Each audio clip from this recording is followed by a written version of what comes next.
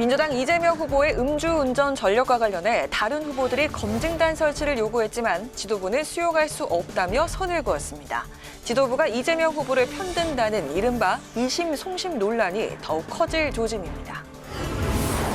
국민의힘 대권주자인 최재형 전 감사원장이 오늘 대선 출마를 공식 선언했습니다. 최 전 원장은 무너져가는 대한민국을 지켜만 볼 수 없었다며 통합을 이뤄내는 대통령이 되겠다고 밝혔습니다. 여야 대선 주자들의 세불리기 경쟁이 본격화하고 있습니다. 전현직 의원들의 캠프 참여 선언이 잇따르고 있는데 지금까지 드러난 각 캠프 참여 인사들의 면면을 짚어봅니다. 정치 사회적 이슈를 분석해보는 뉴스앤 이슈. 오늘은 네거티브 공방이 고발전으로까지 번진 민주당의 대선 경선과 최재형 전 감사원장의 출마 선언으로 더욱 본격화된 국민의힘 대선 경쟁에 대해서 짚어봅니다.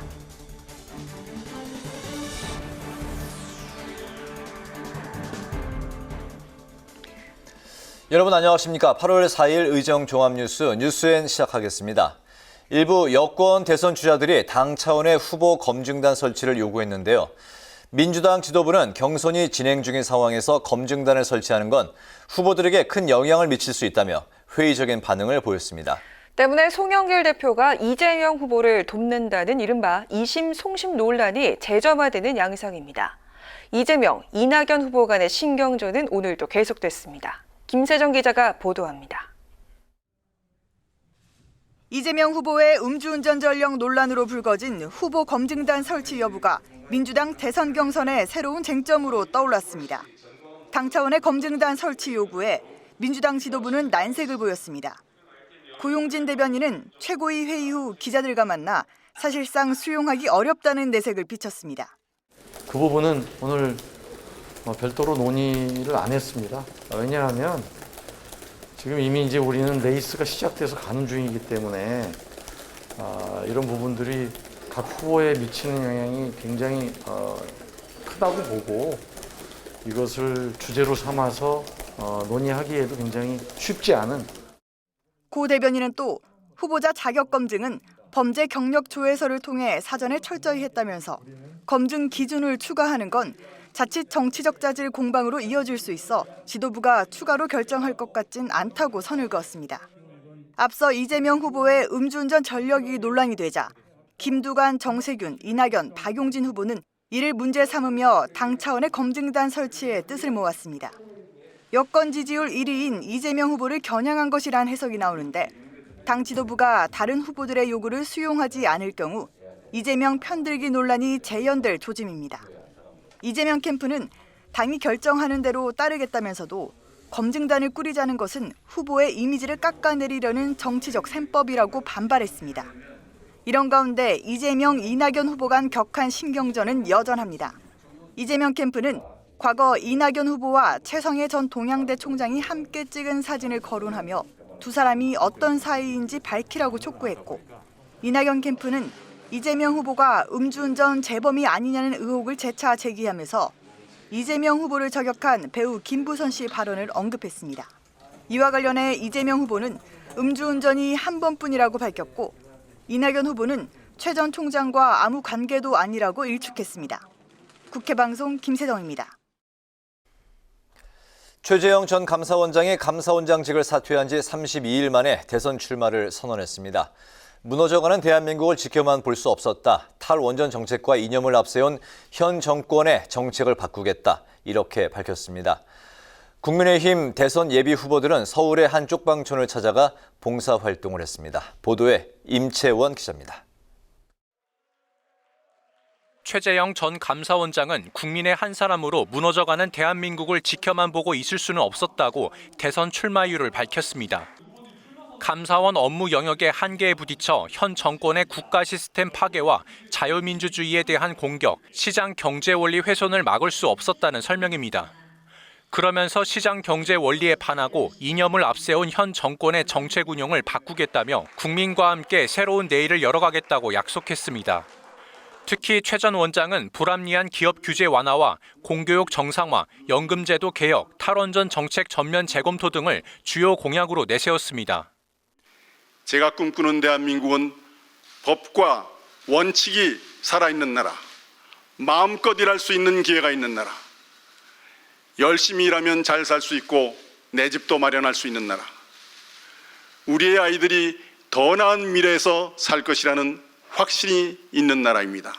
국민의힘은 대선 경선 예비 후보들이 서울 용산구 쪽방촌을 찾아 삼계탕과 물을 나눠주는 봉사활동을 진행했습니다. 하지만 이준석 대표가 마련한 첫 대회 행사에 윤석열 전 검찰총장과 최재형 전 감사원장, 유승민 전 의원, 홍준표 의원이 불참하면서 1호 행사라는 의미가 무색해졌다는 비판이 나왔습니다. 하태경 의원은 SNS를 통해 모처럼 당에서 준비한 행사를 이런 식으로 보이콧하면 과연 원팀 경선이 될까 의문이라며 유감을 표했습니다. 한편 이준석 대표는 김진태 전 의원을 대선 후보 검증단 단장으로 검토하는 것과 관련해 이간질하려는 건 아니라고 밝혔습니다.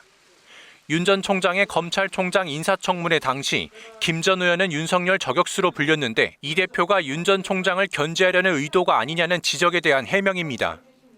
이 대표는 언론 인터뷰에서 당시 윤 전 총장을 낙마시키려 했던 장제원 의원은 현재 윤 전 총장의 캠프 상황실장이라며 김 전 의원은 당시 법사위원으로서 할 일을 했을 뿐이라고 설명했습니다. 국회방송 임천입니다. 급격한 부동산 가격 상승으로 국민 불안이 가중되면서 내년 대선의 가장 큰 이슈로 단연 부동산 문제가 꼽히고 있는데요. 여야 대선 주자들은 자신이 부동산을 안정시키겠다며 공약을 내놓고 있는데 여야 간 또 후보 간의 처방은 크게 달랐습니다. 여야의 부동산 공약, 홍혜진 기자가 비교해봤습니다. 정부가 26차례 대책을 내놨는데도 고공행진을 이어가고 있는 부동산 가격, 부동산 레임덕 우려까지 나오고 있는 가운데 국민들의 집값 안정화 요구는 더욱 거세지고 있습니다. 국민들의 마음을 사야 하는 여야 대선 주자들이 무엇보다도 부동산 공약에 공을 들이는 이유입니다. 여야 모두 공급 물량 확대엔 한 목소리를 내고 있는데 방법론에서는 여당은 공공에, 야당은 규제 완화에 방점을 찍으며 차이를 보이고 있습니다. 먼저 민주당 이재명 후보는 기본주택 100만 호를 포함해 공공임대주택 약 250만 가구를 공급하겠다고 밝혔습니다. 이중 기본주택으로 100만 호 이상을 공급해서 장기 임대 공공주택, 토지 임대부 주택 분양을 포함해서 그 비율을 10%까지 늘리도록 하겠습니다. 또 부동산 투기를 막기 위해 국토보유세를 도입하고 이를 국민에게 기본소득으로 돌려주겠다고 공약했습니다. 이낙연 후보는 일정 규모 이상의 택지 소유를 제한하고 개발 이익을 환수하는 내용의 토지 독점 규제 3법을 핵심 공약으로 내세웠습니다. 여기에 성남 서울공항 이전으로 주택 3만 호를 공급하는 등 공공주도에 10만 명이 거주하는 스마트 신도시를 건설하겠다고 밝혔습니다. 강남, 송파, 판교의 업무중심 벨트와 위례 신도시, 성남 구도심, 주거벨트의 두 축이 연결된 인구 약 10만 명 수준의 스마트 신도시가 가능합니다. 정세균 후보는 임대주택 100만 호와 반값 이하 공공분양 아파트 30만 호 공급 등 공급 폭탄으로 부동산 문제를 해결하겠다고 밝혔고 추미애 후보는 토지를 통한 불로소득을 차단해야 한다며 토지 공개념 도입을 위한 개헌을 추진하고 국토보유세를 도입하겠다고 공약했습니다. 반면 현 정부 부동산 정책 실패를 비판하고 있는 야권 주자들은 규제 완화와 감세 등에 초점을 맞추고 있습니다. 아직 구체적 공약을 내놓진 않았지만 윤석열 후보의 경우 용적률을 풀고 양도소득세를 완화해 시장에서 공급을 원활하게 해야 한다고 밝혔습니다. 원희룡 후보는 생애 첫 주택 구매 시 정부가 집값의 50%를 투자하는 반반주택을 공약했고 양도세 개편과 임대차 3법 폐기도 약속했습니다. 부모 찬스, 가족 찬스가 없는 분들도 영끌하지 않고 내 집을 살 수 있도록 자부담 반, 국가 찬스 반, 반반 주택을 실현하겠습니다. 유승민 후보는 수도권에 민간주택 100만 호를 공급하고 무주택자 주택담보대출 비율을 80%까지 완화하겠다고 약속했으며 홍준표 후보는 강북 지역을 대규모 재개발하고 반값 아파트 법안을 부활하겠다고 밝혔습니다. 여야 모두 현 정부의 부동산 실패를 인정하면서 해법을 두고는 차이를 보이고 있는데 내년 대선 국민의 선택은 어느 쪽일지 관심입니다. 국회 방송 홍혜진입니다. 여야의 대선 경선 일정과 함께 각 대선 캠프들이 새 분리기에 집중하고 있습니다. 여야 대선 주자들은 저마다 뜻을 담은 캠프 이름을 장명하고 선거의 달인들, 현직 의원들을 영입해 승부수를 띄우고 있습니다. 장정현 기자가 캠프 면면을 살펴봤습니다. 여야 대선 주자들이 전현직 의원을 경쟁적으로 영입하는 등 본격적인 세대결에 나섰습니다. 먼저 여권에서 선두를 달리고 있는 이재명 후보의 열린 캠프. 명칭에서 알 수 있듯이 개방성에 기반한 수평적 의사소통을 강조하고 있습니다. 4선의 우원식 의원에 5선의 변재일 의원까지 선대위원장을 투톱으로 운영하고 캠프 총괄은 5선의 조정식 의원이 맡고 있습니다. 여기에 이재명계 좌장인 정성호 의원은 보직 대신 이 지사와 캠프 간 가교 역할에 주력하며 소통에 나섰고 현역 의원들이 17개 시도 조직과 직능별 선거대책본부를 담당하면서 특정 계파에 치우치지 않았다는 점을 강점으로 내세우고 있습니다. 반드시 이뤄내겠다는 의미를 담은 이낙연 후보의 필연 캠프, 필승 이낙연의 준말로 약속을 핵심 키워드로 내세우고 있습니다. 친문을 중심으로 현역 의원들이 대거 포진해 있는데 캠프 좌장격인 경선 선대위원장에는 5선의 서른 의원이, 총괄 본부장은 3선의 박광온, 캠프 정책본부장은 역시 3선 홍익표 의원이 맡았습니다. 필연 캠프는 현역 의원들을 포함한 9명의 대변인을 둬 이 후보를 홍보하고 당면 현안에 적극 대응해 나간다는 전략으로 움직이고 있습니다. 최근 국민의힘에 입당해 조직 세분리기에 나선 야권의 대선 주자들.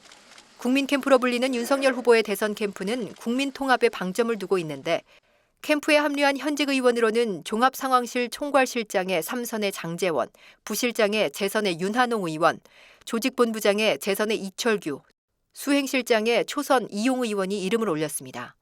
또 김종인 비대위 체제에 몸담았던 인사들이 대거 함께해 사실상 김 전 위원장이 윤 후보를 지원하는 게 아니냐는 해석도 나오고 있습니다. 이재명 후보 캠프와 같은 명칭인 열린 캠프로 불리는 최재형 후보의 대선 캠프는 정책 전문성을 강조하는 인선을 보이고 있습니다. 상황실장의 김영우 전 의원을 비롯해 외교부 1차관 출신의 초선 조태영 의원이 국방정책자문을 맡았고 천영호 한반도 미래포럼 이사장이 외교안보 분야 정책을 총괄하면서 친 이명박계가 대거 합류했습니다. 윤석열 최재형 후보는 아직 미정인 좌장을 비롯한 인물 영입과 외연 확대에 공을 들이고 있습니다. 국회 방송 장정현입니다. 더불어민주당 송영길 대표가 개성공단 가동 재개를 통한 남북미 간 신뢰 재구축을 제안했습니다. 송 대표는 오늘 미국 아스펜 안보포럼에 화상으로 참석해 개성공단은 북한을 변화시킬 수 있는 최적의 방법이자 남북미 간의 신뢰를 다시 쌓아나갈 수 있는 대들보와 같다며 이같이 밝혔습니다. 송 대표는 또 개성공단 가동을 재개해 북한의 대중국 의존도를 낮추고 여기에 더해 미국이 투자에 나선다면 미국이 북한을 침공하지 않겠다는 상징적 요소로도 작용할 것이라고 강조했습니다. 더불어민주당은 전광훈 사랑제일교회 목사가 대표로 있는 국민혁명당이 오늘 15일 대규모 광복절 집회를 예고한 데 대해서 우려를 나타냈습니다. 송영길 대표는 오늘 최고위원회의에서 대한민국 전체가 불편과 어려움을 감수하면서 위기 극복에 힘을 모으고 있는 시국에 방역 전선을 훼손할 대규모 집회는 국민에 대한 정면 도전이라고 지적했습니다. 송 대표는 이어 집단 집회로 방역 지침을 어기는 행위는 엄정 조치해야 한다며 서울시와 경찰 당국은 모든 수단을 동원해 집회를 원천 차단하고 방지해달라고 주문했습니다. 국민의힘 이준석 대표가 고 박원순 전 서울시장 유족 측이 진중권 전 동양대 교수를 고소하겠다는 뜻을 밝힌 데 대해서 옳지 못하다고 비판했습니다. 이준석 대표는 자신의 SNS에 이같이 밝히고 안산 양궁 국가대표 선수의 페미니즘 논란과 관련해서 공방을 벌이고 있는 정의당을 향해서도 박 전 시장이 성추행을 하지 않았다는 유족 측의 입장에 대한 의견을 밝히라고 요구했습니다. 앞서 고 박원순 전 서울시장 유족 측 변호사는 진 전 교수가 박 전 시장이 성추행을 했다는 취지의 페이스북 포스팅을 한 것은 사자에 대한 명예훼손이라면서 고발 조치하겠다고 밝힌 바가 있습니다. 국민의힘이 이준석 대표를 향해서 막말을 쏟아낸 김소연 전 대전 유성을 당협위원장에 대한 징계 절차에 착수했습니다. 국민의힘 대전시당은 오는 10일 윤리위원회를 소집하고 김 전 위원장에 대한 징계를 검토합니다. 징계 사유는 당의 위신 훼손 등이며 대전시당은 김 전 위원장 앞으로 공문을 보내 윤리위에 나와 직접 소명할 것을 요구했습니다.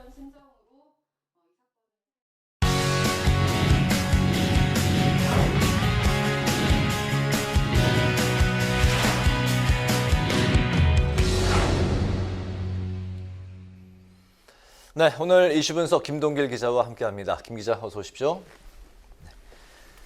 국민의힘 대권 주자 윤곽이 이제 거의 다 나왔는데, 네. 그 남은 퍼즐 한 조각이라고 하면 이제 국민의당 안철수 대표일 텐데, 네. 국민의당과 이제 국민의힘의 합당이 지지부진하고 또 실무자 협상 간에 이제 뭐 협상 종료까지 선언이 된 상황인데, 그 이후에 어떻게 지금 실무 그 협상 상황이 어떻게 진행이 되고 있습니까? 네, 더 이상 이제 진행은 되고 있지 않고요. 그렇기 때문에 좀 상황을 좀 짚어볼 필요는 있습니다. 방금 네. 말씀하신 것처럼 27일 협상 종료를 선언을 했는데 당명 이름 변경이라든지 지역위원장이 지위 등을 놓고 이견을 좁히지 못했습니다. 이게 더 네. 이상 이제 실무 협상의 의미가 없다라고 판단을 한 건데 그러자 이제 이준석 대표가 네. 대표 회동을 제안을 합니다. 안철수 대표와 회동을 해서 단판을 짓겠다. 뭐 이런 의도로 풀이가 됐는데 안 대표가 여기에 응하지를 않았거든요. 그 이후에 이제 지난 30일이었죠. 그 이 대표가 이제 페이스북을 통해서 자신의 SNS를 통해서 네. 협상 시한을 못 박습니다. 자신이 이제 휴가가 9일부터인데 그 전까지 협상을 마무리해야 된다라고 이제 최종 통첩을 이제 보냈거든요. 그게 이제 이번 주까지인 건가요? 그렇습니다. 네. 이제 날짜를 보면 9일이 다음 주 월요일, 화요일 정도가 되기 때문에 네. 이번 주말에 어떻게든 뭐 협상이 돼야 되니까요. 실질적으로 이번 주. 네. 네네. 그런데 이제 안 대표가 여전히 이에 응하지 않고 있고 그러다 보니까 이 협상의 이 돌파구를 마련하기가 지금 쉽지 않은 상황입니다. 네. 윤석열 이제 후보의 국민의힘 입당이 뭐 예상보다 이제 빨리 이루어지면서 국민의당의 입장이 좀 그 애매해진 것 같아요. 네, 국민의당의 입장에서는 윤석열 전 검찰총장이 국민의힘의 입당 시기가 늦어지면 네. 이제 국민의힘과의 협상에서 어떻게 보면 좀 우위권을 좀 가질 수가 있고 시간을 좀 벌 수도 있었거든요. 네. 그리고 만약에 입당을 안 하게 되면 제3지대에서 만날 수 있는 어떤 그런 시나리오까지 예상을 할 수 있었는데 그 윤 전 총장이 이제 전격적으로 지난주 금요일에 입당을 했습니다. 그러다 네. 보니까 네. 이 국민의당 입장에서는 어떤 선택을 해야 하는지 좀 어려운 상황을 맞은 것 같고요. 또 어제 국민의당 지도부 이제 권은희 원내대표, 또 이태규 사무총장, 안혜진 대변인이 이례적으로요 같은 날 각각 다른 라디오 프로그램에 출연해서 네. 이 대표에 대한 공세를 펼쳤는데요. 현재 합당 협상에 대한 불편한 심기를 여지없이 드러냈습니다. 네. 권 원내대표의 발언들을 보면 이 대표가 본인의 휴가와 국민의당 합당 일정을 연동시키면서 합당을 마치 장난하는 것처럼 대하고 있다 이렇게 표현을 했고요. 이 사무총장 같은 경우에는 현재 당세로 봐서 돈과 조직이 없지 우리가 가오, 뭐 체면 또 자존심까지 없는 정당은 아니다. 이것을 훼손하면 안 된다면서 이제 불쾌한 감정을 드러내기도 했습니다. 네, 이태규 사무총장이 출연한 그 라디오 방송 저도 이제 들었는데 상당히 격앙된 목소리 톤이었는데 그렇지만 이제 여기에 그 또 이준석 대표는 자신이 못 박은 그 협상 시한에 물러설 뜻이 또 없어 보여요. 네, 그 시한을 보면 그 국민의힘의 경선 열차는 이제 이번 달 말에 출발을 합니다. 네. 그리고 후속 절차까지 생각을 한다면 바로 이준석 후보가 휴가 갔다 오기 전인 그 9일 전에는 일단 합당이 어느 정도 공감대를 이뤄야 되거든요. 네. 그렇기 때문에 시간을 끌고 있는 건 오히려 국민의당이다. 그리고 합당 의지가 없는 거 아니냐 이렇게 이제 반박을 했거든요. 네. 근데 여기에 대해서 또 권은희 원내대표가 반박을 하고 또 여기에 대해서 또 이 대표가 또 재반박을 해요. 이렇게 네. 하다 보니까 이제 신경전까지 펼쳐지게 됐는데 이준석 대표가 국민의당 지도부 공세에 합당 뭐 예스냐 노냐 만나는 것에 대해서는 예스냐 노냐 답하면 된다 이렇게 압박을 했거든요. 네. 근데 권 원내대표는 103석 정당이라는 이유로 3석 정당에 다른 말 할 필요가 없고 예스냐 노냐 답만해라고 할 수 있는 것이냐 이런 불편한 심기를 드러내고요. 일방적인 힘에 놀리고 소수자와 약자는 뭐 복종하거나 배격당하거나 선택할 수밖에 없는 정글의 질서다. 뭐 이렇게까지 표현을 해도 대받아칩니다. 네네. 그러자 이 대표가 다시 한번 응수를 하는데 그 권 원내대표의 얘기에 예스냐 노냐 질문했는데 이렇게 대답을 하면 네. 못 알아듣는다. 정상적인 언어로 소통할 수 있었으면 좋겠다. 이렇게 이제 비꼬기도 합니다. 네. 이 대표는 이제 합당에 대한 안철수 대표의 답을 원하고 있는 거거든요. 네. 그러니까 아직 안 대표는 이제 분명한 입장을 밝히질 않고 있기 때문에 이제는 안 대표가 분명한 입장을 밝혀야 될 때가 되지 않았나 이제 그렇게 생각합니다. 네, 이준석 대표는 계속 이제 안철수 대표와 이제 지도부 그 대표 간에 단판을 짓자 뭐 이런 네. 그 입장이잖아요. 근데 이제 상황이 이렇게 이제 흘러가니까 국민의당 입장에서는 안철수 대표 또 독자 출마설이 나오고 있는 것 같아요. 이 갈등의 골이 이제 깊어진 상황에서 국민의당이 선택할 수 있는 선택지 중에 하나가 이제 안철수 대표의 등판론이라고 볼 수가 있는데요. 네. 이태규 사무총장이 이준석 대표가 이 시안을 정한 것은 이제 전형적인 갑질 사고와 태도다 이렇게까지 또 표현을 해요. 이런 상황에서 굴복하라는 거냐? 그래서 이러지도 저러지도 우리는 못하고 있다 이렇게 말을 했거든요. 정치를 보면 이제 정치는 대의와 명분인데 네. 이준석 대표의 최후 통첩에 이제 당원들의 반발도 심했다 뭐 이렇게 전해지고 있고요. 그래서 어제 권은희 원내대표가 현재로서는 안 대표가 대선 출마해서 외연 확장 역할을 할 필요성이 있다. 이 말은 다시 말하면 이제 독자 출마설의 분위기를 띄운 거거든요.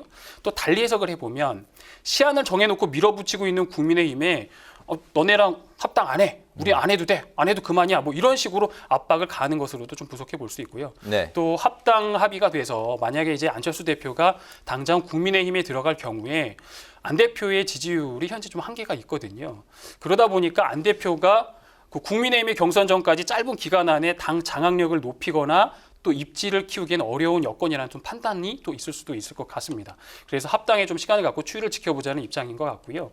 내년 대선이 이제 양당 대결로 치러지게 되면 뭐 지지율에 뭐 차이가 없고 뭐 분석가들에 보면 한 5% 차이가 되지 않겠느냐라고 얘기를 하는데 네. 그렇게 되면 안 대표가 캐스팅 보트를 쥐게 되기 때문에 그 시점에 단일화 등을 통해서 국민의힘과 합칠 수 있는 가능성도 생각해 볼 수 있겠습니다. 물론 안 대표가요, 뭐 정치적 상황이나 유불리를 따지지 않고 뭐 국민의힘과 전격 합당하는 방식을 취할 수도 있습니다. 그렇기 때문에 내일이나 모레, 뭐 지난주 금요일 같이 뭐 윤 전 총장이 갑자기 이제 전격 입당하는 그런 이벤트도 있었는데 네. 이번 주 금요일 날 또 그런 이벤트가 없다라고는 볼 수 없거든요. 있을 수도 있기 때문에 아직 확실히 뭐 결론된 게 아니다. 그렇기 때문에 이 대표와 안 대표가 어쨌든 이제 조만간 만나야 됩니다. 그 네. 언제가 될지는 조금 상황을 또 지켜봐야 될 것 같습니다. 네. 이때 이준석 대표가 이제 최후 통첩으로 이제 그 못 박은 9일 본인의 휴가 이전까지의 이제 그 시안에 두 양당 그 대표가 만나서 합당할 가능성 우리 그 김동길 기자는 어떻게 예상을 하십니까? 현재 분위기는 조금 가능성이 낮지 않겠느냐. 그럼 이준석 대표가 뭔가 이제 액션을 취해줘야 됩니다. 이제 강경 입장을 취했기 때문에 네. 이번에 이제 존중해주는 입장 그리고 좀 받아줄 수 있는 입장에 어떤 그런 액션이 취해진다면, 그러니까 이준석 대표가 먼저 이제 안 대표를 찾아가는 거죠. 그래서 합당에 대한 분위기를 다시 한번 지금은 신경전이 좀 고조가 됐는데 네. 좀 희석시키면서 좀 손을 먼저 내민다는 액션을 취한다면 안 대표가 여기에 응하지 않을 이유는 없거든요. 네. 합당에 대한 건 일관되게 주장을 해왔기 때문에 그런 부분이 내일이나 모레 뭐 다음 주 주말까지 중에 만약에 이 대표의 그런 액션이 나온다면 네. 가능성도 있지만 현재까지의 분위기만 딱 본다면 네. 좀 일단 힘들지 이준석 않겠느냐. 대표의 9일 휴가 전에 양당이 합당할 가능성은 좀 낮게 본다. 네. 네, 알겠습니다. 오늘 그 이슈 분석에서는 국민의힘, 국민의당 합당 신경전을 중심으로 분석해 봤습니다. 김동길 기자 수고했습니다.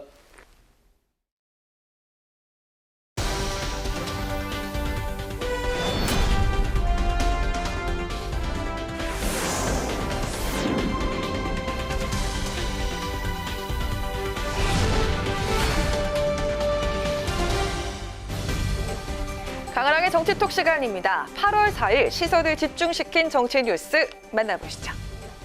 오늘의 첫 번째 정치톡은 나도 김연경처럼입니다. 2020 도쿄올림픽 개막 13일차인 오늘 한국 여자 배구 대표팀이 세계 랭킹 4위의 강호 터키를 꺾고 4강 진출에 성공했습니다. 매 경기마다 강한 투지와 열정으로 감동적인 승리를 이끌어내고 있는 우리 여자 배구 대표팀. 이젠 또 어떤 새로운 기적을 일궈낼지 관심이 모아지고 있는데요. 우리 선수들이 연일 새로운 역사를 써내려가고 있는 지금 정치권에서도 여자 배구 대표팀이 화제에 올랐습니다. 이재명 경기지사 오늘 자신의 SNS에 배구 국가대표 김연경 선수 사진을 올리면서 근거 있는 당당함을 아낌없이 예찬할 수밖에 없다면서 제 여정도 그러했으면 좋겠다고 밝혔는데요. 김연경 선수의 통쾌한 포효가 참 부럽고 멋지다. 스스로에 대한 신뢰, 최선을 다해왔다는 자부심이 있으니 누가 뭐래도 거리낄 것이 없는 것이라며 마음 한켠에 버리지 못한 조바심과 복잡함을 다 잡는다라고 말했습니다. 이 지사의 이 같은 발언은 바지 발언, 백제 발언, 기본소득, 기본주택 등 자신을 향한 이딴 공세에 대한 심경 고백으로 해석됩니다. 이 지사, 스포츠와 정치가 다르지 않은 것 같다면서 온갖 마타도어의 강을 건너야 하며 중심을 잃지 않고 실력을 증명해야 국민의 두터운 신뢰도 얻을 수 있다고 스스로의 다짐을 밝혔습니다. 한편 이 지사의 다짐을 꼬집은 이도 있었습니다. 바로 황교안 전 대표인데요. 황 전 대표는 이재명 지사가 김연경 선수를 함께 거론한 것과 관련해서 갖다 붙일 걸 붙이라고 비판하면서 귀하는 요기 전문인데 동일선상의 거론은 가당치 않다. 아무리 급해도 자중하시길 바란다고 덧붙였습니다. 민주당 대선 예비후보 이재명 지사, 김연경 선수처럼 압박감을 이겨낸 뒤 준비한 것을 후회 없이 쏟아내겠다고 밝혔는데요. 배구 여제 김연경 선수의 시원한 스파이크처럼 이 지사 역시 자신을 둘러싼 의혹을 하나하나 풀어나갈 수 있을까요? 이어서 오늘의 두 번째 정치톡은 윤석열 저격수의 기환입니다. 국민의힘의 당대표실 산하에 대선 후보 네거티브 검증을 위한 검증단을 설치하고 본격적인 작업에 들어갑니다. 가장 먼저 검증단의 단장으로 김진태 전 의원을 유력하게 검토하고 있는 것으로 알려졌는데요. 윤 전 총장과 김 전 의원의 남다른 인연 탓에 검증단 설치가 윤 전 총장 견제를 염두에 둔 것이 아니냐 해석이 나오고 있습니다. 우리 야당은 국민도 아닙니까? 예? 말로만 국민 하는데 그 국민이 요청하는 자료는 왜 안 내놓는 겁니까? 사건 내용을 좀 내놔보세요. 검찰청 창고에 지금 있어요. 줄 수 있죠? 아니 저희가 그래서 못 준다는 얘기예요? 그거 지금 자세가 별로 아름다워 보이지가 않습니다. 예? 김진태 전 의원, 윤석열 전 검찰총장 인사청문회 당시 저격수 역할을 톡톡히 했는데요. 윤 전 총장의 처가 관련 의혹과 윤우진 전 용산 세무서장 뇌물수수 사건 의혹 등을 집중적으로 캐물어서 윤 전 총장을 더욱 수세에 몬 장본인입니다. 그런 악연이 있는 김 전 의원을 대선 후보 검증 단장으로 검토하고 있는 것이 알려지면서 다양한 추측들이 나오고 있는데요. 이를 의식한 듯 이준석 대표 적극 해명에 나섰습니다. 제가 이간질하려는 건 아니고요. 반론할 수 있는 가장 좋은 사례가 장제원 의원입니다. 청문회 때 윤석열 총장 낙마시키기 위해서 부단한 노력을 했던 장제원 의원이 저쪽 캠프에 지금 상황실장 가 계십니다. 검증위원회 이런 거 하려고 그러면은 법률적인 관계를 판단하고 하는 게 좋기 때문에 조인 중에서 고르다 보니까 윤 전 총장 측에선 대선 후보 검증단 설치를 놓고 독단적인 결정이라며 반발하고 있습니다. 설치부터 문제가 있고 설치를 하더라도 큰 효과가 없다는 입장인데요. 친윤계 권성동 의원은 당대표 직속 검증단이 네거티브 공세를 차단한다는 명분은 있지만 큰 효과를 보지 못할 것이라면서 자연스럽게 후보들 간의 검증에 맡겨두는 게 맞다고 반대 입장을 분명히 했습니다. 국민의힘 검증단이 출범하면 10여 명에 이르는 당대 후보 검증 작업에 본격 착수하게 된다고 하죠. 실제 가동되면 이미 제기된 윤 전 총장 관련 검증 작업이 대부분일 것으로 보이는데요. 지도부와 후보 간의 긴장 관계 속 검증단은 과연 어떤 결과물을 내놓게 될까요? 지금까지 강하랑의 정치톡이었습니다.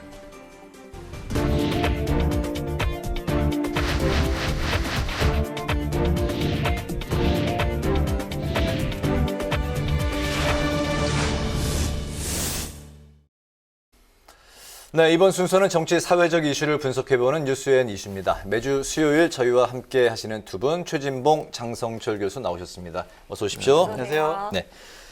오늘 두 분 좀 딴 때보다 일찍 오셨는데 그 민주당 대선 그 경선 2차 TV 토론 좀 보고 오셨죠? 네, 공부도 열심히 했습니다. 오늘 이재명 후보의 기본주택 100만 호 공약을 두고 다른 후보들 간에 열띤 공방이 펼쳐졌다고 했는데 이 부분과 또 전반적인 보신 느낌 먼저 좀 들어볼까요? 예, 뭐 이제 오늘 오늘 경선한 과정에서 토론을 보면 예전 반 이재명 이렇게 싸우는 부분이 많이 이렇게 두 개로 나눠지는 부분이 있었는데 그런 부분이 좀 희석됐어요. 그러니까 네. 많은 부분 그런 부분이 희석됐고 두 분이 그러니까 이낙연, 이재명 두 분이 사과부터 했어요, 사실은. 그러니까 네거티브 너무 많이 하고 그런 부분에 대해서 국민들한테 좀 미안하다 이런 얘기 했다는 것도 좀 긍정적으로 보고 또 하나 이제 부동산 정책 관련해서는 이낙연, 정세균 두 후보가 이재명 후보에 대해서 이제 공격을 했습니다. 네. 질문을 했는데 주로 이제 100만 호 짓겠다고 그랬죠. 250만 호를 짓고 그중에 100만 호 이상을 기본주택으로 공급을 하겠다. 네. 100만 호 기본주택의 가장 큰 핵심은 뭐냐면 좋은 장소, 그러니까 역세권에 가깝고 그다음에 품질도 좋은 아파트를 지어서 공급을 하겠다. 그러니까 원래 원가보다 더 저렴한 가격으로 이렇게 공급할 수 있도록 하겠다는 거였는데 핵심은 그거였어요. 그럼 이제 문제는 땅이잖아요. 그러니까 네. 그런 역세권에 있는 땅들이 이미 개발이 많이 돼 있기 때문에 그런 땅들을 찾는 게 힘들지 않느냐 하는 부분이 주 이제 질문의 내용이었고 이재명 지사는 이제 가능한 한 그 정부에서 갖고 있는 땅이라든지 아니면 이제 최근에는 그런 것도 시도를 하고 있거든요. 예컨대 뭐 주민센터나 이런 공공이 지금 사용하고 있는 건물의 일부를 좀 변형시켜서 높이 좀 짓고 그다음에 이제 원래 용적률 자체를 예전에 제한을 했는데 그걸 좀 늘려가지고 밑에 층은 예컨대 지역 주민센터로 쓰고 위는 또 일반인들이 살 수 있도록 하는 방안 이런 여러 가지 방안들을 얘기했는데 네. 이런 부분들이 이제 주요 쟁점이 됐다고 볼 수 있을 것 같습니다. 네. 저는 이재명 지사가 100만 호 뭐 이런 것을 공공 임대주택으로 하겠다, 보급하겠다, 기본주택으로 하겠다. 이것은 공약이 아니라 저는 거짓말했다고 보여집니다. 역세권에 3억 원으로 지을 수 있다? 어디다 지을 수가 있습니까? 이거 불가능합니다. 그리고 또한 3억 원으로 100만 원을 짓겠다. 이러면요, 계산 따져보면 300조예요. 300조라는 재원을 어떻게 마련할 거냐고요. 이거는 거짓말이에요. 이런 허무맹랑한 공약을 내세운다는 것 자체가 나는 대선 후보로서 자격이 없는 사람이다 라고 자기 고백하는 것이다 라고 말씀드리고 싶고 이낙연 후보 같은 경우에는 서울공항 이전을 해서 거기에 7만 호를 짓겠다라고 얘기를 했는데 이 공약도 계속 나왔던 거예요. 근데 안 되는 이유가 서울공항은 군사공항입니다.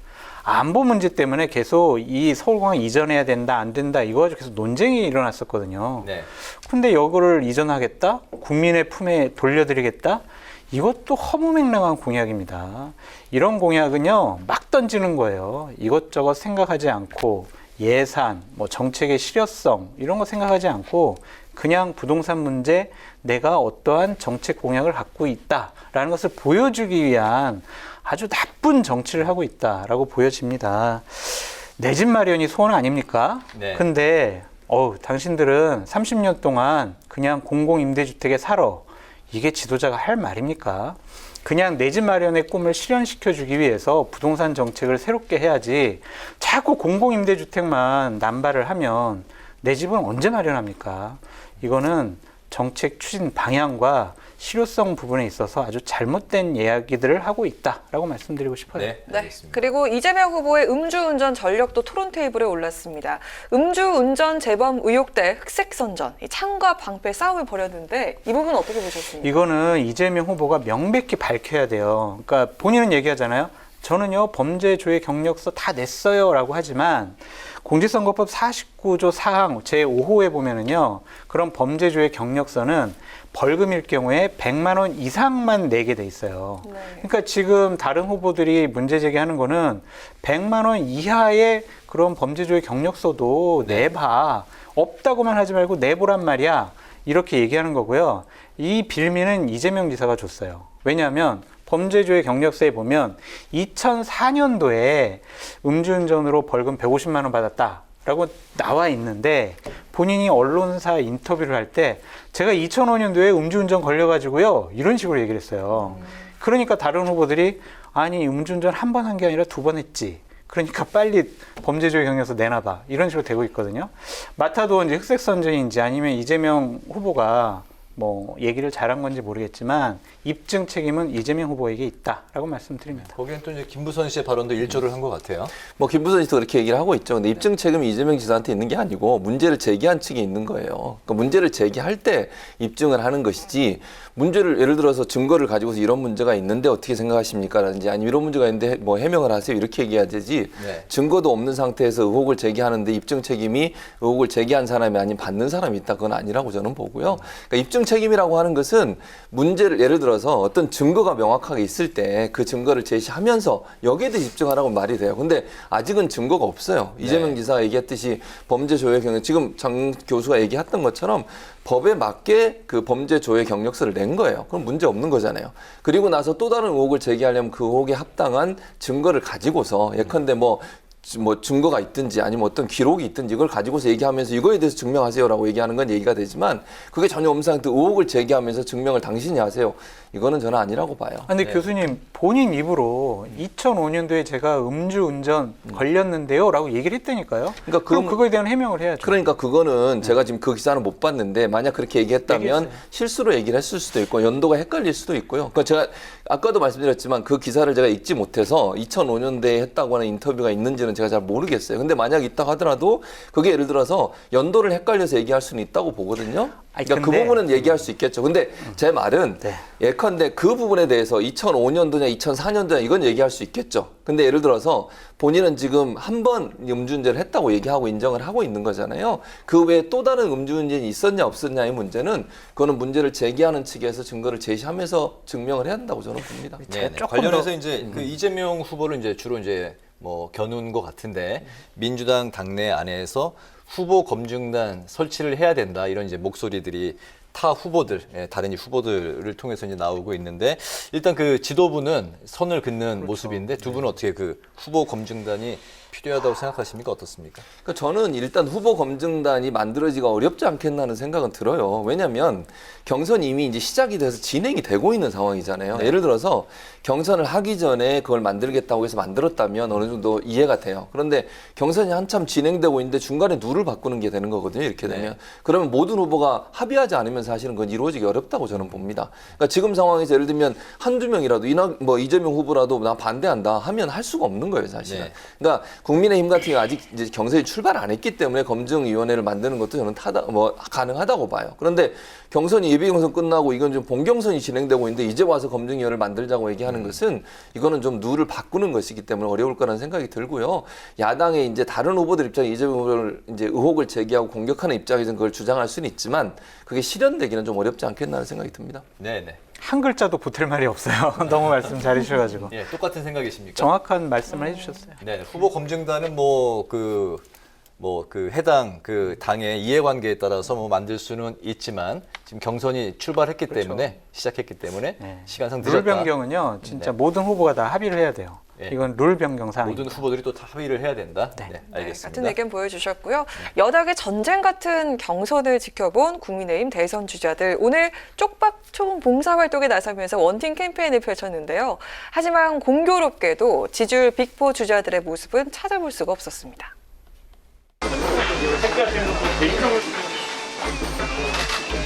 아이고, 안녕하세요. 안녕하세요, 어르신. 예, 오늘 저희 당의 이 경선 일정이라는 것을 사실상 봉사활동으로서 이렇게 시작하게 되었습니다. 무엇보다도 우리의 경선이라고 하는 것은 민주당에서 이전 투구 양상으로 벌어진 것과 다르게 오늘 이 같이 땀을 흘린 후보자들이 서로 시너지를 낼 수 있는 방향으로 결론이 났으면 좋겠다 이런 말씀을 드리겠습니다. 화이팅! 화이팅!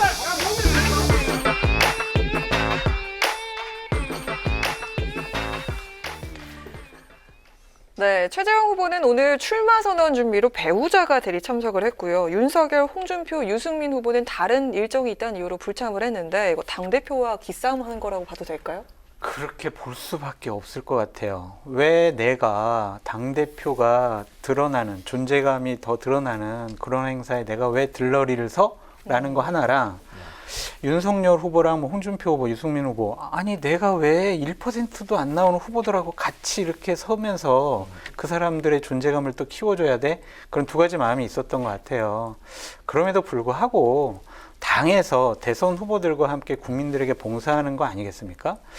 또 이렇게 우리가 정치적으로 여러 가지 좀 갈등이 있을 것 같지 않아요? 라고 또 분석하잖아요. 네. 그렇기 때문에 다른 일정보다 무조건 참여하는 게 좋지 않았을까라는 생각이 듭니다. 예를 들면 최재형 후보처럼 본인이 참석을 하지 못하면 부인을 대신 보내서 아 미안하다, 내가 다른 행사 때문에 못 간다, 나의 참석하고 싶어하는 진정성을 좀 알아달라, 이런 식의 모양새를 취했으면 좋았을 텐데 유승민 후보 같은 경우에는요, 뭐 별다른 해명도 안 해요. 그냥 기분 나쁘다라는 얘기로밖에 우리가 인식할 수밖에 없다라는 생각이 듭니다. 이것은 되게 안 좋았다. 이준석 대표도 다 모였을 때 행사를 진행했으면 더 좋지 않았을까. 이준석 대표의 조급함도 좀 문제가 아닌가라는 생각도 듭니다. 네. 저는 그러니까 지금 장 교수가 얘기했던 것처럼 기본적으로 이준석 대표와 대권 후보들 사이에 상당히 신경전이 좀 깊다 이런 생각이 들어요, 개인적으로. 특히 윤석열 후보와는 더더욱 그렇다고 저는 보거든요. 그러니까 네. 신뢰가 별로 없는 것 같아요, 서로가. 그리고 이준석 대표와 윤석열 후보 간에. 네, 저는 그렇게 보고요. 지도 패싱 때문에 그런 건가요? 그것도 그렇고요. 그게 예전부터 쌓인 거예요. 그러니까 이준석 대표가 계속 윤석열 후보를 압박을 했잖아요. 들어오라고. 네. 버스 경선론 얘기하고 버스 출발한다고 얘기하고 안 들어오는 거에서 계속 압박을 하고 이러다 보니까 거기에 대한 불편함이 있는 거예요. 윤석열 후보 입장에서는. 근데 그걸 표현하는 방식이 이런 방식이라고 저는 보거든요. 그리고 이제 대선 경선이 들어가면 대권 후보들이 주도를 해야 되는데 이제 이준석 대표 입장에서는 제가 볼 때 어느 정도 본인이 그래도 주도하면서 가고 싶어 하는 것 같아요. 네. 제 개인적인 판단입니다, 물론. 그러다 보니까 충돌이 일어날 수밖에 없어요. 사실은 대선 과정에서는 대선 후보들이 빛나고 대표는 좀 뒤로 물러나 줘야 되거든요. 근데 이준석 대표의 지금까지의 태도를 보면 그래도 주도를 본인이 하면서 어쨌든 관리라는 형태로 본인이 함께 가는 모습을 취하려고 하는 것 같아요. 근데 지금까지 보면 대선 후보들이 빛났지만 대표들은 대부분 다 몰라요. 지금 예를 들어서 박근혜 전 대통령이나 이명박 전 대통령이 후보일 때 대표가 누구냐 물어보면 기억하는 사람이 그렇게 많지 않아요. 네네. 후보만 기억하죠. 그러니까 그만큼 관리를 하는 입장에서는 좀 뒤로 빠져주는 게 일반적인데 이제 그런 부분에 대해서 대선 후보들이 본인들이 좀 더 주도권을 쥐고 가려는 의도가 있지 않나는 개인적인 생각이 들고요. 네. 그런 점에 있어서는 앞으로도 아마 이준석 대표는 대선 관리라는 측면에서 적극적으로 본인의 입장을 내고 목소리를 많이 낼 거라고 보여져요. 네. 그렇게 되면 이제 대선 후보들 간에 갈등이 생길 수 있고 이제 뭐 대선 관리를 하다 보면 형평성 있게 하지만 그게 또 후보들 간에는 그게 그렇게 느껴지지 않은 경우도 생길 수 있다고 보거든요. 특히 윤석열 후보가 민감하게 반응할 가능성이 있어서 또 이제 뭐 저는 그렇게 생각하지는 않지만 이준석 대표가 유승민 후보를 지지하는 듯한 그런 태도를 보이고 있다라고 의심을 할 수도 있잖아요. 그런 점들이 부각돼서 갈등의 요인으로 불거질 가능성은 있다고 보여집니다. 예. 그 이준석 대표와 윤석열 후보의 그 미묘한 그 기류 때문에 그렇다면 이제 그 질문을 또 관련해서 드릴게요. 그 국민의힘의 후보 검증단이 이제 구성에 착수했잖아요. 네. 단장에 이제 김진태 의원으로 이제 유력하게 이제 보도가 나오고 있는데 네. 김진태 의원 같은 경우는 윤석열 이제 총장 당시 이제 후보 인사청문회에서 저격수 역할을 아주 톡톡히 했잖아요. 그랬었죠. 그렇기 때문에 윤석열 뭐 견제용이냐 이런 이야기가 나오고 있는데 여기에 대해서는 어떻게 생각하세요? 그런 얘기가 나올 수밖에 없죠. 그리고 이제 친박 중에 친박이잖아요. 잘 아시는 것처럼. 그러다 보니까 박근혜 전 대통령에 대한 수사를 했고 어쨌든 박근혜 전 대통령이 국정농단으로 처벌받는데 윤석열 지금 현재 후보가 영향을 미친 건 분명하고요. 이제 그런 부분에 대한 앙금이 남아 있을 수 있어요. 그러다 보니까 그 많은 사람 중에 하필이면 왜 또 김진태 전 의원이냐 이런 얘기도 있고 또 김진태 전 의원이 사실은 국민적 대중적으로는 상당히 부정적 이미지를 갖고 있는 분이잖아요. 막말과 말 자체가 사실 거칠고 그다음에 예컨대 탄핵에 대해서 계속 반대를 했고 네. 국민적 정서와 다른 발언을 했고 이런 분을 검증위원장으로 앉히는 게 과연 타당한가 하는 부분에 대한 논란이 저는 있을 거라고 봐요. 그런 점에서 본다고 하면 이준석 대표는 물론 그렇게 얘기했어요. 장제원 의원을 예를 들면서 장제원 의원도 사실은 청문회 때 엄청나게 공격을 했잖아요. 근데 네. 지금은 이제 거기 가서 상황실장까지 했죠? 예, 상황실장까지 하고 있는 네네. 거잖아요. 그래서 그걸 얘기하면서 김진태 전 의원도 그렇게 안 할 거라고 얘기를 했지만 그럼에도 불구하고 의심의 눈초리는 버리지 않을 거라고 저는 봐요. 그러니까 윤석열 후보 측의 입장에서 본다고 하면 네. 왜 하필이면 그 많은 사람 중에 김진태지 이제 이런 얘기가 나오겠죠. 그런 부분에 대해서 이제 논란의 불씨는 남아있고 다만 김진태 전 의원이 그러면 노골적으로 하겠냐 그렇지는 않을 거라고 저는 봐요. 그러니까 네. 본인이 그렇게 나오진 않겠지만 그럼에도 불구하고 어떤 부분에서 본인의 마음에 맞지 않으면 그런 문제가 불거질 수 있는 상황은 될 거라고 보여집니다. 네네. 저는 좀 다른 정치적인 판단을 해보면 결국에는 김진태 의원이 안 될 가능성이 높다라고 보여져요. 우리 상황이 뻔히 보이잖아요. 김진태 의원이 위원장이 돼가지고 검증위원회 회의를 해요. 윤석열 후보에게 당신 말이야, 박근혜 대통령 그렇게 수사하고 기소한 거 잘했다고 생각해? 못했다고 생각해? 이렇게 물어보면 이게 난리가 나지 않겠습니까? 윤석열 총장 뭐라고 대답하겠습니까? 그리고 의원직 할 때 호남 폄하 발언, 5.18 폄하 발언 막 이런 걸 하셨잖아요. 그러면은 호남 분들이 김진태 의원이 자꾸 TV에 나와서 뭐 여러 가지 얘기를 하는 것에 대해서 그 화면을 보면 얼마나 또 반감이 커지겠습니까? 지금 호남의 마음을 사기 위해서 여러 가지 노력을 했는데 네. 결국에는 그런 것들을 따져보면 김진태 의원은 부적절하지 않을까? 그래서 외부에서 중립적인 인사를 좀 모셔와야 되겠다라고 논의를 하고 결론을 내릴 것 같아요. 그게 전 합리적인 생각이라고 보여집니다. 네. 그렇다면은 뭐 위험성이 너무 커요. 예. 그 이준석 대표는 이제 당이 어쨌든 지금 이제 선장이고 선장으로서의 역할, 그리고 윤석열 후보는 당내 이제 입지를 확보를 더 이제 넓혀가면서 이제 그 대선 후보로서의 유력 후보로서의 이제 앞으로 영역 확장, 이 두 가지가 다 이제 공존하기 위해서는 두 사람이 어떻게 해야 되는지 먼저 좀 말씀 들어볼까요? 그러니까 저는 이렇게 생각해요. 그 이준석 대표는 가능한 한 역할을 조금 줄일 필요는 있다는 개인적인 생각이 있습니다. 그러니까 아까 말씀드렸잖아요. 대선 전국에서는 대선 후보가 집중 조명을 받아야 되고요. 그게 위주가 돼야 돼요. 그러니까 대표는 조력의 역할을 해야 되는 건데, 이제 이준석 후보가 갖고 있는 이준석 대표가 갖고 있는 특징 중 하나, 이제 본인이 나서서 발언하고 방송 출연을 많이 하다 보니 거기서 이제 갈등의 요인이 발견될 수 있거든요. 그래서 그런 부분을 좀 줄일 필요가 있고, 윤석열 후보도 이준석 대표에 대한 일단 의심부터 버려야 돼요. 그러니까 제 말은 의심을 하고 있다 안 하고 있다 제 판단입니다, 이거는. 근데 그럴 가능성이 저는 있다고 보거든요. 중립성을 지킬 수 있을까에 대해서 의문을 품는 부분이 어느 정도 있다고 보고, 본인을 압박했던 것에 대해서 서운함도 있을 거라고 봐요. 근데 그런 부분을 내려놓지 못하면 어떻게 믿고 맡길 수가 있겠어요. 대선 경선이 공정하게 이루어진다는 믿음이 없으면 사실은 두 사람이 함께 가는 건 상당히 어려워요. 그래서 서로가 서로에 대해서 조금씩 양보할 필요가 있다. 그렇지 않으면 대선 과정에서 끊임없이 갈등의 요소로 작용할 가능성이 있다고 저는 봅니다. 서로 한 발자씩 물러날 필요가 있다. 오르신 말씀이에요. 그냥 당대표는 좀 뒤로 빠져주는 게 맞아요. 그냥 대선 후보들이 존재감 드러내서 국민들에게 인정을 받을 수 있도록 그냥 병풍 같은 역할을 하면 되고요. 국민의힘의 당원 당규에 보면은 대선 후보가 뽑히면 모든 당무의 우선권은 대선 후보가 갖고 있게 되거든요. 네. 그러니까 그런 점을 봤을 때 그냥 지금처럼 하지 말고 말 좀 줄이고 대선 후보들이 해달라는 거 해주고 그 사람들의 의견 존중해주고 이런 식의 반응이 좋을 것 같습니다. 네. 네, 또 윤 후보를 견제하고 있는 게 이 대표뿐만이 아닙니다. 최재형 후보 오늘 출마 선언 직후에 윤 후보를 향한 견제구도 날렸는데요. 출마 일성 어떻게 보셨습니까? 저 견제구가 폭투가 됐다라고 보여지고요. 저는 망했다라는 생각까지 들어요. 왜냐하면은 뭐 선언문 자체도 저는 상당히 문제가 있다고 보여지는데, 더 큰 문제는 기자들과의 일문일답에서 제대로 된 답변을 거의 못 하셨어요. 제가 좀 준비가 부족해서 그것에 대해서는 답변을 못 드리겠습니다. 라든지, 제가 지금 정치를 시작한 지 얼마 안 돼가지고 준비가 덜 됐습니다. 이런 얘기를 하셨거든요. 네. 대선을 나오시겠다는 분이 제가 준비가 덜 됐어요라고 스스로 고백하는 게 이게 맞습니까?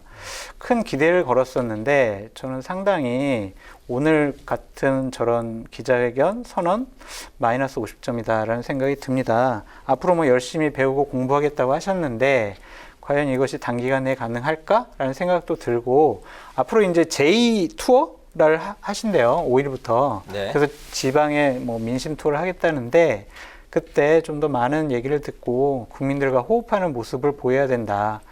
발등에 불이 떨어졌다. 이렇게 말씀드립니다. 네. 뭐 저는 이렇게 생각해요. 지금 장 교수가 얘기했던 것처럼 실망스러운 부분이 분명히 있어요. 그러니까 아까 얘기했듯이 기자들의 질문에 그렇게 답변하는 건 타당하지 않다고 저도 보고요. 다만 그래도 이제 장 소장이 워낙 이제 혹평을 하셨으니까 제가 조금 이제 긍정적으로 말씀을 드리자면, 선언문 내용에서 윤 전 총장과 다르게 간 거는 저는 잘했다고 봐요. 그게 무슨 말이냐면, 윤 전 총장은 계속 공격만 했잖아요. 비판이 거의 100%였어요.